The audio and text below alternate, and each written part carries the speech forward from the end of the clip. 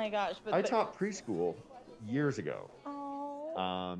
And like, I mean, 25 years ago, they were better behaved. Yeah. You only had to ask them to sit down like 4 times, and it's like, oh my God. It's like, no, dragons aren't real. I only had to tell them twice. It was great. It was amazing.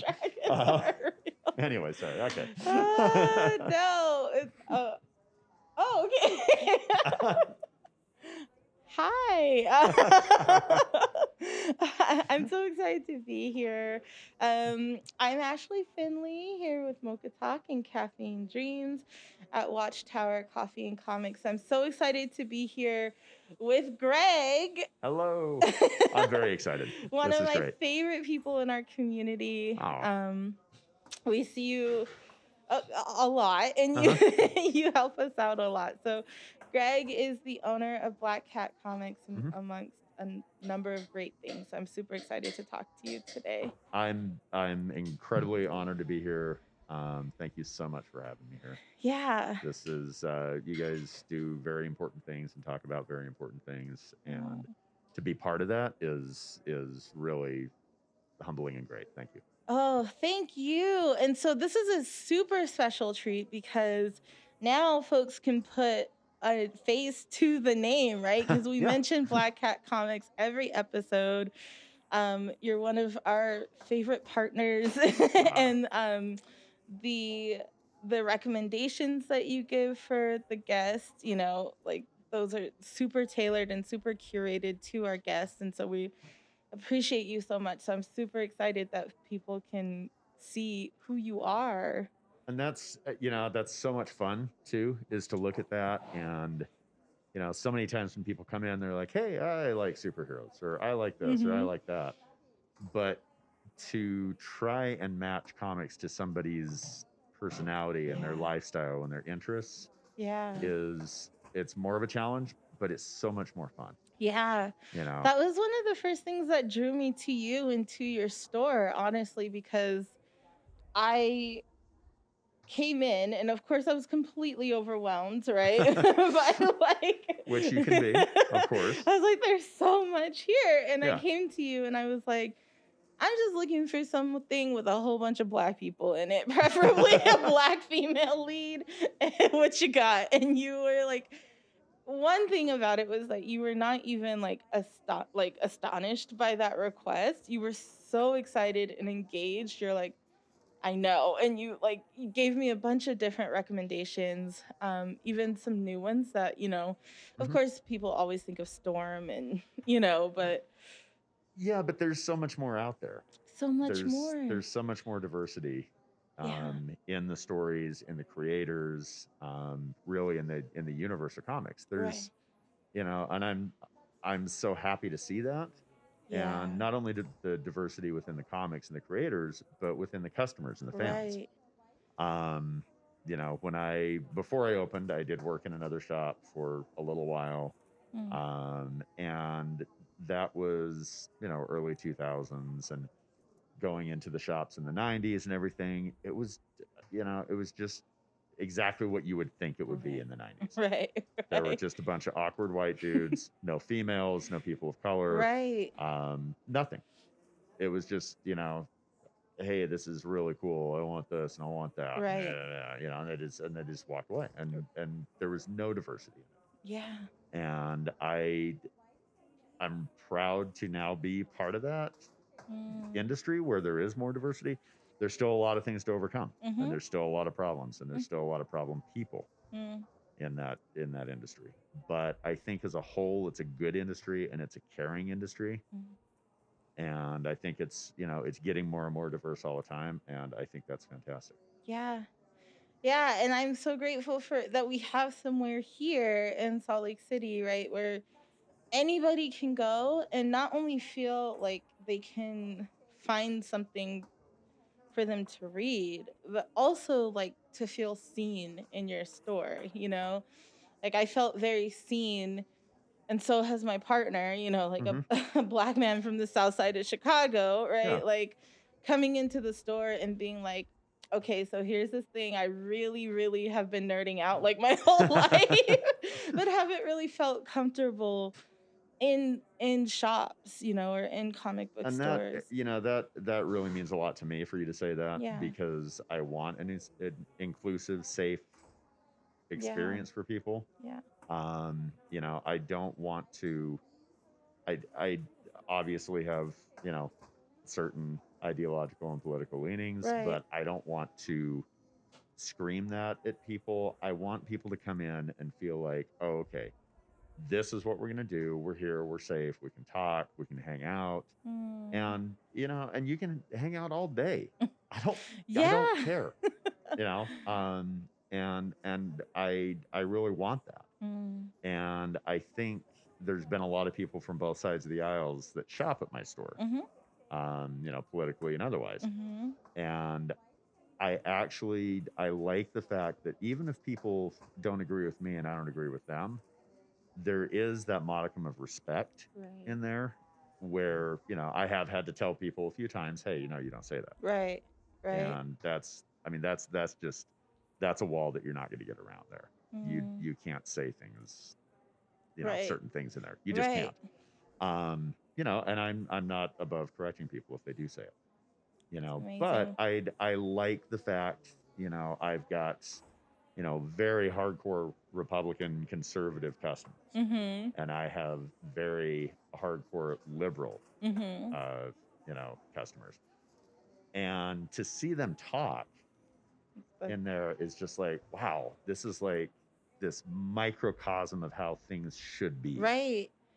Yeah, like what if we could just see that so much more, people coming together around their interests, right? Like maybe I'm a political person, so a lot of my interests, I'm also a marginalized person, but like a lot of my interests do revolve around politics, but I also have so many more interests and so many more parts of my identity. So like, what if we could have more spaces like that where we see people outside of like this political rhetoric, Oh, and I really hope, again, timely discussion. I hope that we are on the road to that, because nobody's defined by one thing.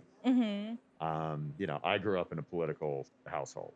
I grew up in a very political atmosphere. There were times. It's my phone. I'm so sorry.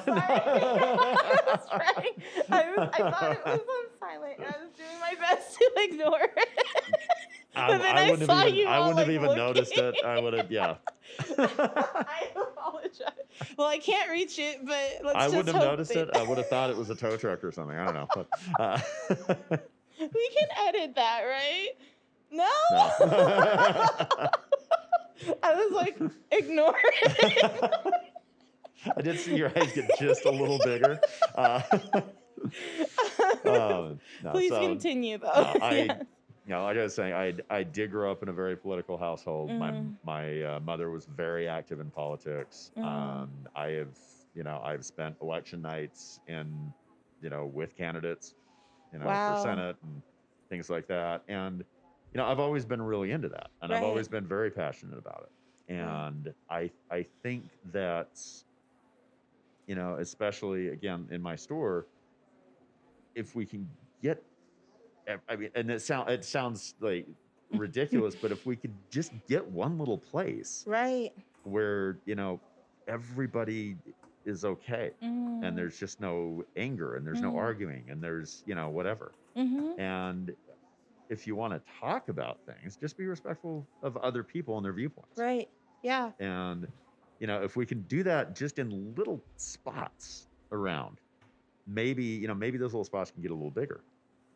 And maybe we could actually, and this is, I mean, pie in the sky, looking at rainbows and unicorns, but maybe we could be on our way to making this better and really healing, instead of the division that we're seeing and the hatred that we're seeing. And I think that it's going to be tough, and it's going to be a long time.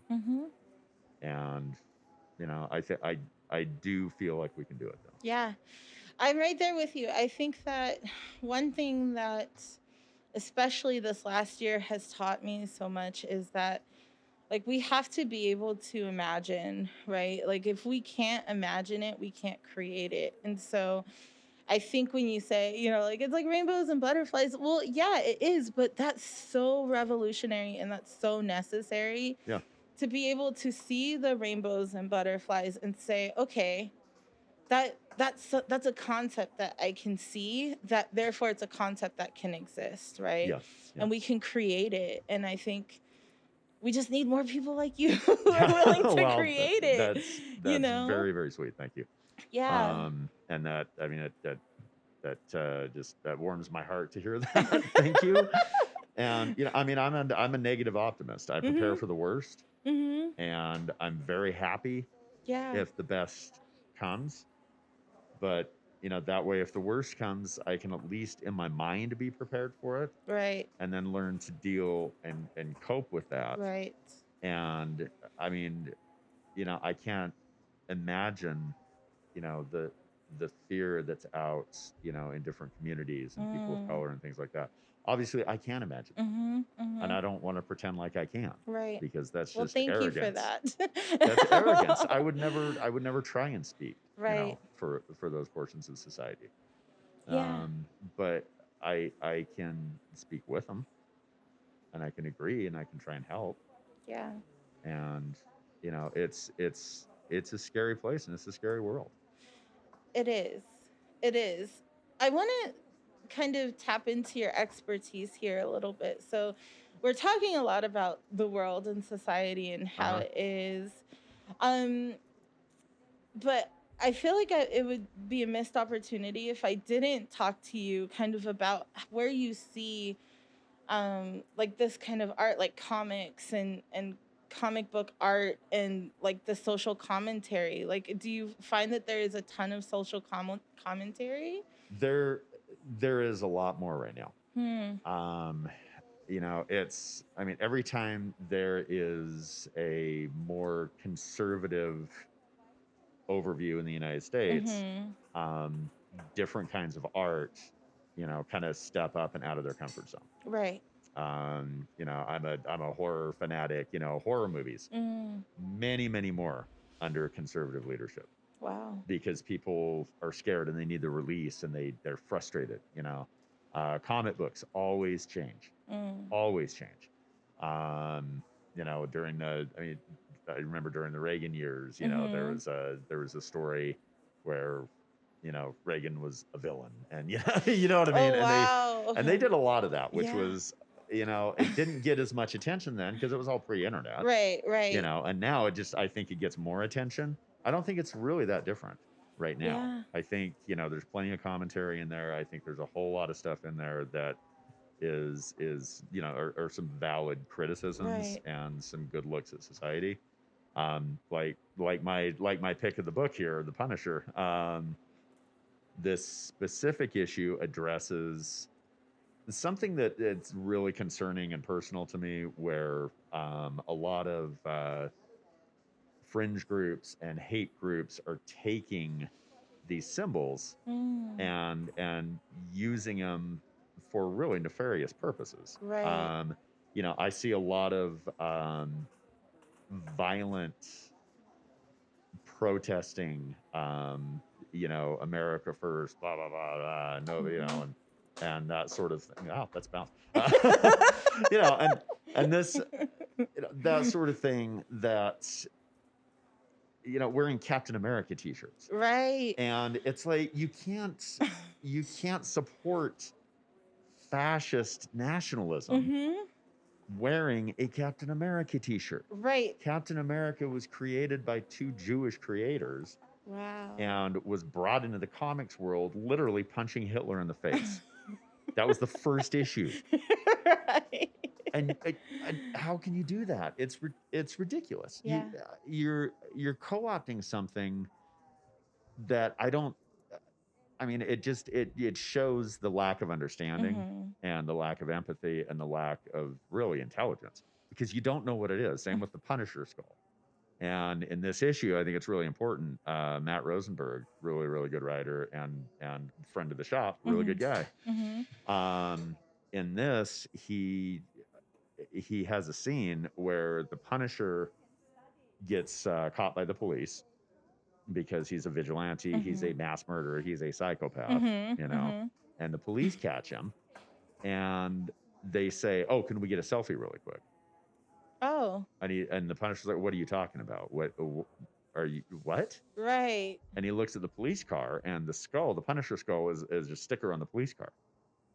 And this is addressing real world things that are happening, that have happened. There have been police cars with Punisher skulls stuck to them. And in this, he takes it off of there and he rips it up and he says, "You're not me and you don't want to be me. And if you turn into me, I'll find you and kill you." Ooh. You know, he said that's what the police are about.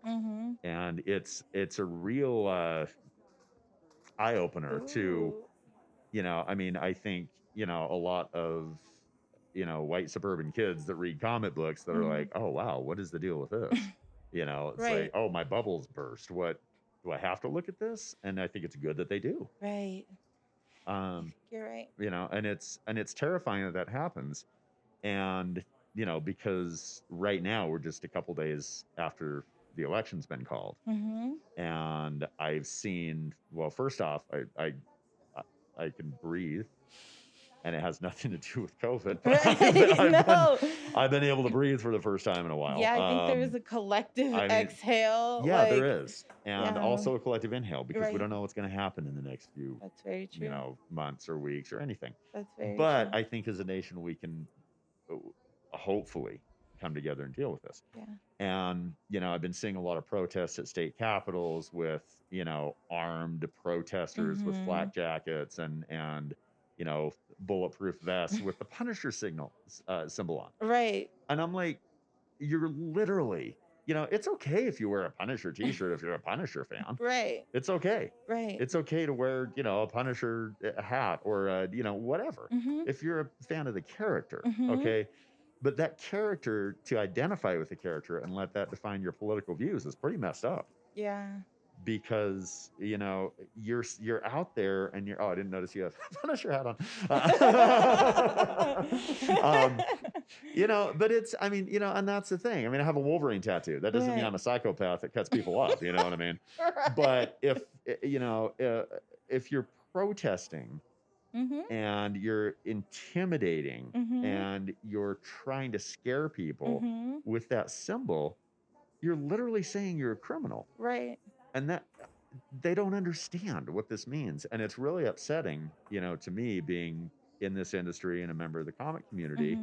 It's upsetting to see this happen. You know, and I'm glad that there are creators and there are companies that are saying, "Hey, no, this is not what this is." Right.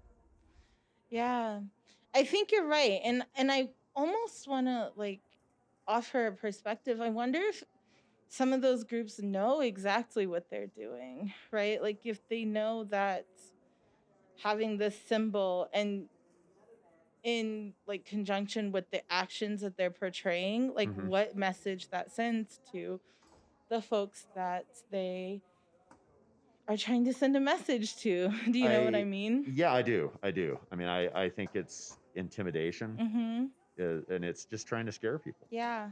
You know, and you know what? Unfortunately, it works. Yeah. It does. And you know, I commend, you know, the creators of the Punisher. Right. Said, "Hey, no. This is not what it is. Please don't." Right. And they've condemned this sort of use of that signal. Right. And I think that it's really important that we all realize that. And you know, I mean, I think it's pretty obvious, you know, how I voted, you know, from our discussions here. Right. You know, but I also think that it's really important, and I've really tried not to do this. I think it's really important not to rub a victory in the face of you know, the losers. Yeah.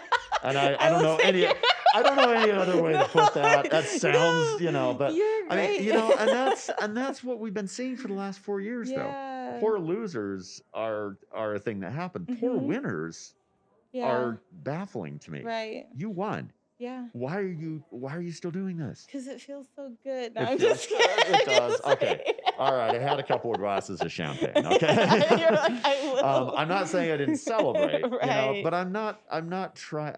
I think that as a country and as a people, we're better than that. And I think that we really need to portray that we're better than that. Yeah. It's difficult to do sometimes. Yeah.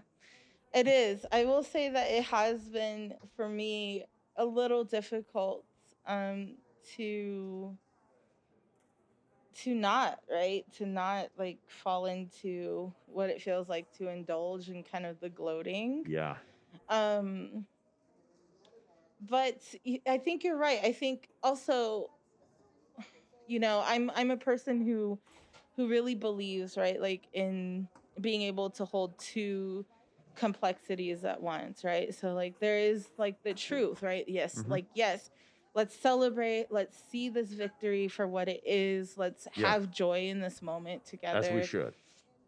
But then also let's remember that there's still so much work. This is a beginning. This is literally the beginning. This is not, a lot of people see this, election and see the results as being the end of something, but it's not the end of something. It's the middle of everything. Right. We've got a lot of work to do. We've got so much work to do. And I think that one thing I wanted to say is that on the flip side, right, of where you're seeing this kind of rise up in people kind of misappropriating characters or symbolism from comic books. One thing I want to say is that I have found like empowerment at the same time, like as a Black woman who lives in kind of like, the colonial states of America, right? Like I found empowerment in characters like Luke Cage, for example, right? Like who's like this Black man living in the inner city, who's bulletproof, like how wearing a hoodie, how much more, transcendent can you get? And, and I think that's the important thing with representation in comics. There are, more characters of color. Right. There are more, immigrants. Right. That are major characters. Yes. There are more queer characters. There's just, and there's more, there's more female characters. There's just so much more right now. So much more. And, and people can stomp on it all they want. Yeah. They can say, oh, diversity and blah, blah, blah is cool in the comics industry. And I hear that every day. Yeah. But you just don't pay attention to that. Yeah. And it's the same old thing. You know what? If you don't like it, then don't buy it. Don't buy it. If you don't like this movie, don't watch the movie. Right. If you don't like this music, don't listen to the music. Right. If you don't like the fact that there's diversity in comics, right, trust me, there are plenty of comics featuring straight white guys that are still out there that you're gonna be okay with. Right. You know what I mean? It's okay. And that's my point. There's something for everyone now. There's something for everyone. And there needs to be more. There does need to be more. And it's just like everything else. That's a start. Right. And I think with a lot of these characters of color that are starting to show up on the screens, starting to get series, movies, things like that, I think we're going to see more. And I'm so looking forward to it. I mean, like, I had not been privy to Lumberjanes until you recommended it for one of our guests. I forgot which guest specifically, but I remember just being like, this is amazing, and then now to see that there's a series coming. And that was actually my daughter's recommendation. Really? That's amazing. Yeah, I thought I was, how about Lumberjanes? And she's like, oh yeah, because she's working at the store one day a week. Yeah. And I mean, again, it's tough for me to identify with. I really do try. Right. And I can't feel that fear and things like that. Right. But I have a 15-year-old daughter. Yes. And she's a queer, gay, I don't know, whatever she is. Yeah. And she doesn't really identify a label. She just identifies as her. Okay. She knows that, she's more interested in girls than boys. Mm-hmm. Cool. great. Right. It's nice having all of those different viewpoints in the store working there as well. Right. I mean, I'm the only straight person in the store that works there. Right. Honestly, I Right. really am. Right. And I welcome that, and I enjoy that, because you need different voices saying different things. Yeah. I And agree. you can't just, again, it's not the 90s anymore. Right. It's not the 80s. It's now, and now Mm-hmm. is very different. And I think that it's important that everything reflects the real world like that, because the real world doesn't work like that. Right.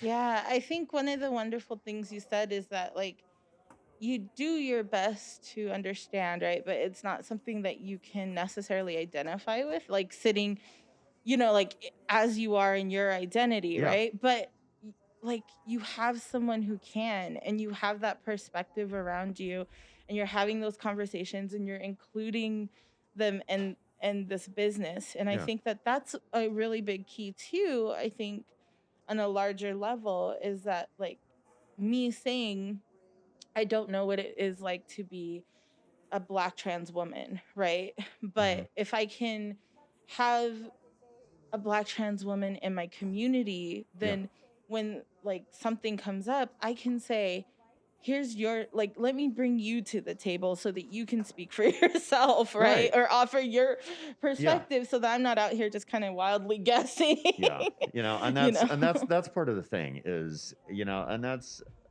I mean, I can try and be an ally, but I'm not going to go on social media and scream things, because number one, I don't want to start fights.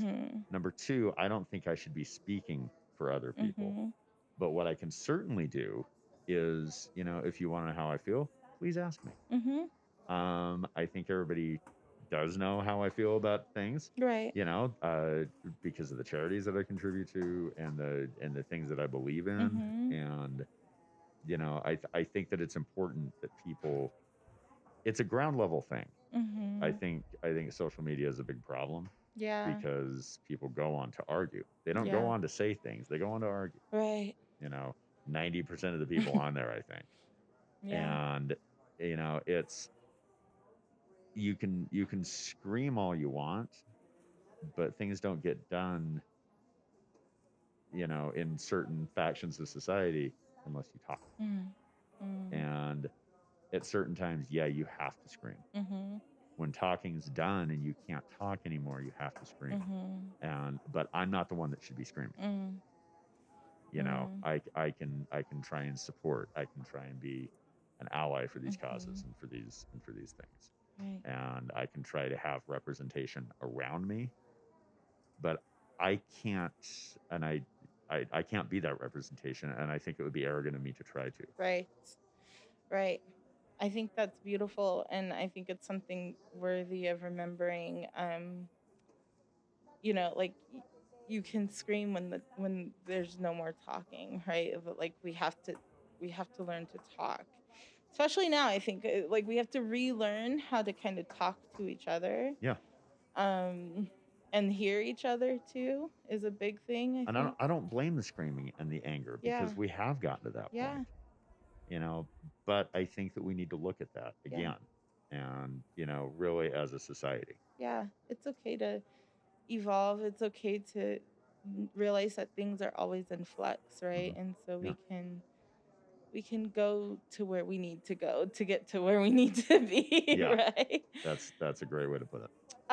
So Greg, I have, like, I know you from one section of your life, right? Like I know you from Black Cat Comics, and I'm so excited about that. But I also want to kind of know you beyond just like beyond Black Cat Comics. Greg, who gives me wonderful recommendations and gives our guests wonderful recommendations.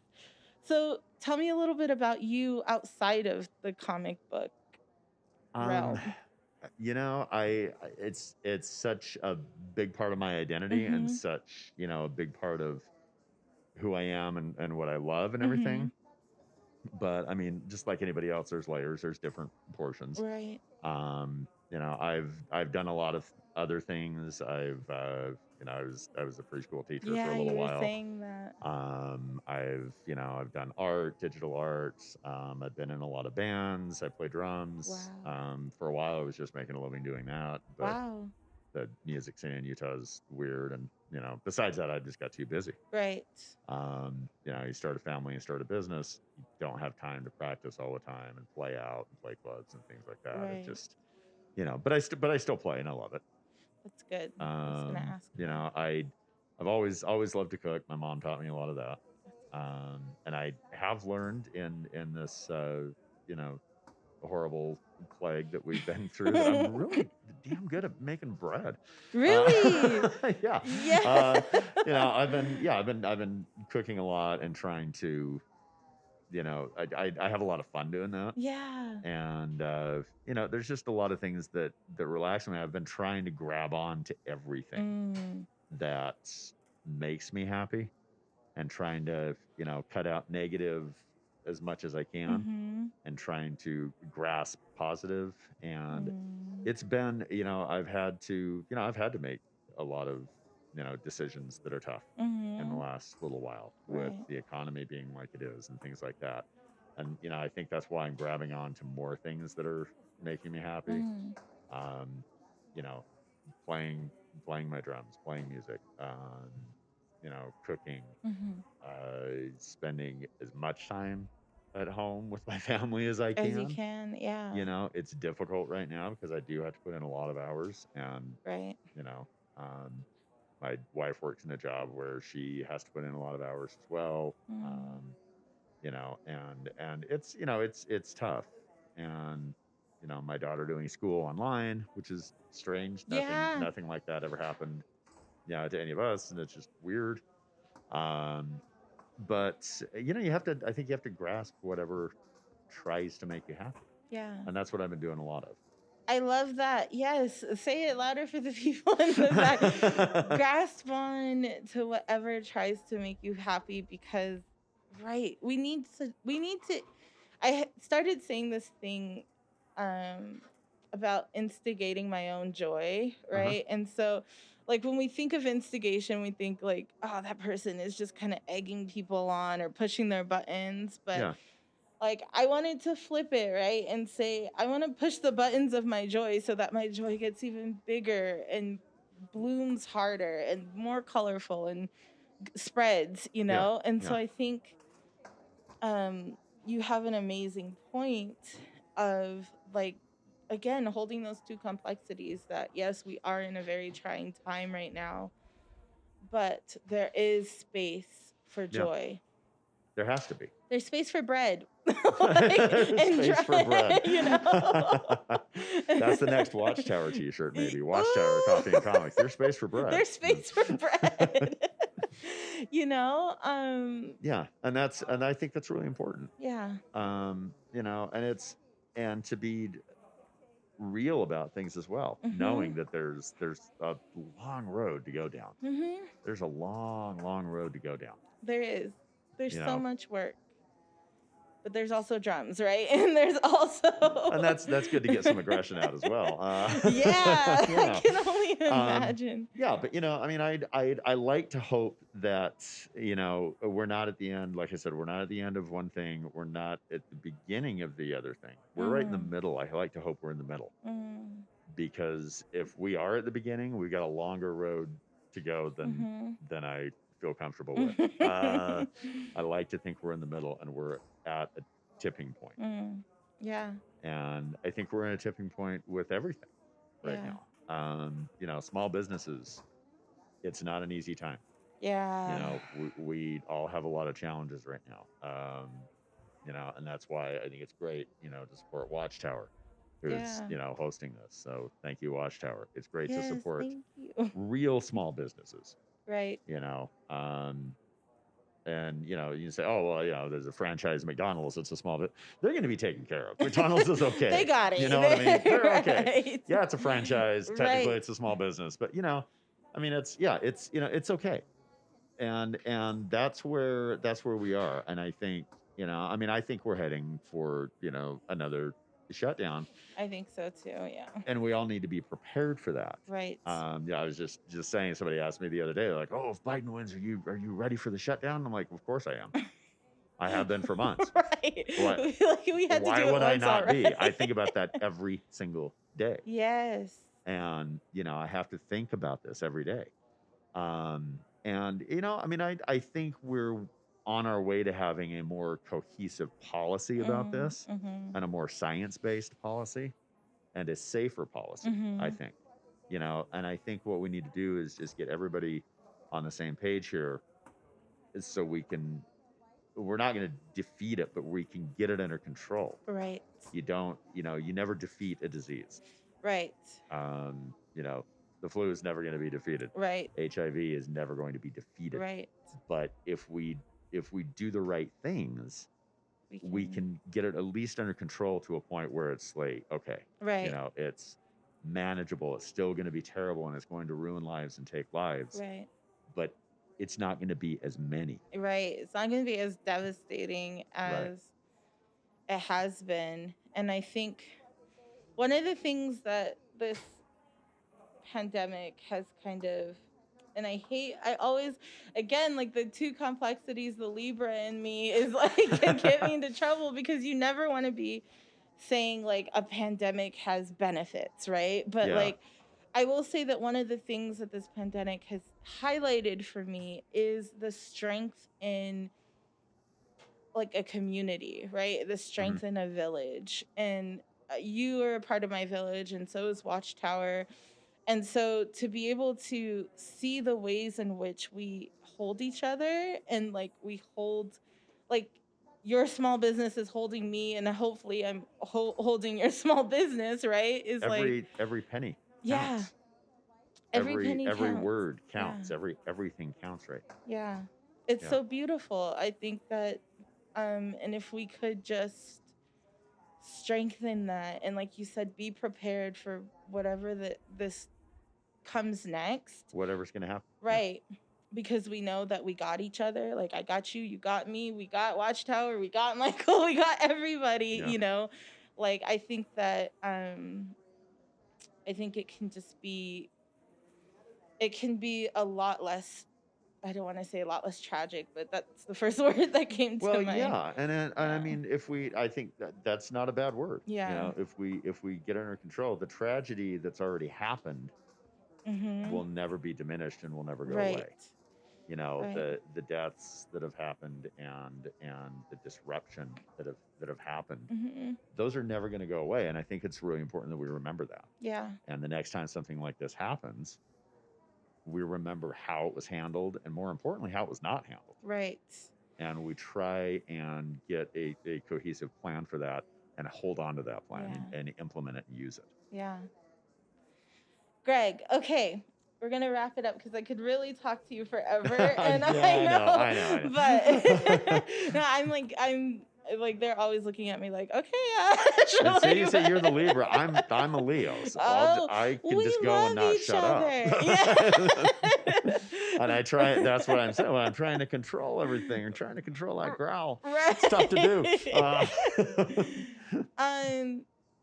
But what are some future present goals that you might have for you or your business? I set up 2 different business plans for the future based on who might win this election. Okay. Wow.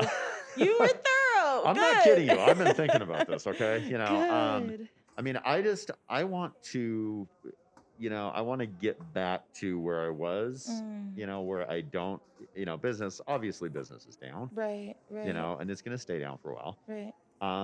And I just, I want to continue to be what I am and where I am. I've always, from day one, I've walked into this business thinking, I want to create a comic shop in an environment that I myself would like to walk into. And I think a lot of people, when they create businesses and when they open businesses, I think they lose track of that personal aspect of it. Yeah. I want to, and it's so difficult sometimes. Yeah. But I want to keep the positivity of that. I want to try and, just deal with everything. And I I mean, in the future, I want to be back to where we were. I'm happy with where I am, Yeah. but I would like to be back to a point where we don't have to worry about every penny. We don't have to, worry about, oh my God, Right. what are we, I'm counting how many issues of a certain thing I'm ordering. Right. There's chaos. We can't get supplies. The supply chain for everything is broken. Ugh. And, I would like, so much of that's out of my control. So I just have to just sort of meditate on this and be like, oh, okay, I can do it. I can do it. I can do it. Right. But, I just want to really continue what I'm doing and be who we are and be a positive, safe place for discussion and interaction and really just to hang out. Yeah, that's beautiful. And so I'm hoping that we speak it. There's a saying that I really love that like a lot of African American elders will say, and they'll say, "So be it, see to it." And so I always say that when someone speaks their like intention or their dream or their goal into like a space, I always say, "So be it, see to it." And so that's kind of just a call for all of us. Let's see to it. Let's see that Black Cat Comics thrives.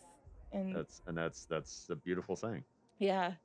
Yeah, I think it's a good reminder, right? Because it's like, yeah, there's obviously like we can put it into the ether kind of and like let the universe have it and do with it, like what it will, but we can also say that we're going to take personal responsibility and we're going to see to it happening. And that's a very complicated thing that is put very succinctly. And to the point and well said. Right. Thank you. Thanks. Sorry. Thanks so much. No, thank you for everything here. No, this has been a great discussion. I love it. I thank you for everything. Okay, so this is not gifted to you from you, is it? Is that? No, I've got a copy. It's fine. I just think because we usually present it to the guest. No. My copy's at home. This is for you. This This thanks. is for you guys. Yeah. So tell us a little bit more. You did go over about like kind of the overall plot, but tell us a little bit more about why you've chosen this as a recommendation. I think it's insanely timely. It is it was more timely when I chose it when we initially set this up because there was a corrupt politician that was in charge that was using his using his influence and wealth to control what he was literally lording over and pretending he was something he wasn't. It addresses the police brutality and I think the non-understanding of what they're representing as opposed to what they are, as opposed to what they should be. And I think it really it humanizes the Punisher a little more because if you think about it, yeah, he's a psychopath, he's a serial killer, he's a vigilante, but he's also a victim that's taken that in the wrong way. His family was killed. He's got PTSD. He's got mental illness, and nobody has ever actually dealt with that.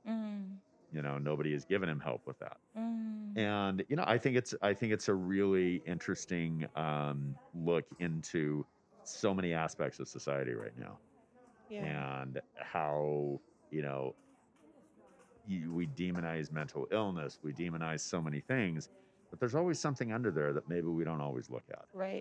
And I think it's really important to do that. Yeah, that's such an important message that like if we can find the wound, right, we don't have to deal with the scar tissue. And so I think that thank you.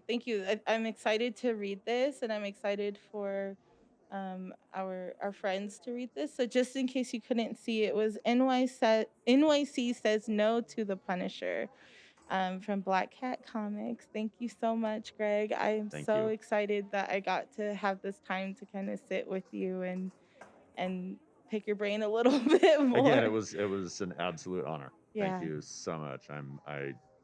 I don't feel like, with the level of your other guests, I don't feel up to that level. No, don't say that. You're up it's there. it's just, thank you so much. It was amazing to do this. You guys are fantastic. You're doing a great thing, and please keep doing it. Oh, thank you so much. We will. As always, I'm Ashley Finley here with MOCHA Talk and Caffeine Dreams. I want to thank Greg from Black Cat Comics and also Watchtower Coffee and Comics. Yeah, let's get to healing. Bye. We're done. Woo, and cut. Thanks for listening to MOCHA Talk and Caffeine Dreams. Be sure to follow us online at MOCHA Talk Podcast on Facebook and Instagram, or on our website at mochatalkpodcast.com. Special thanks to our sponsors, Watchtower Coffee and Comics, Rusted Box Records, and Black Cat Comics. We'll see you on the next episode.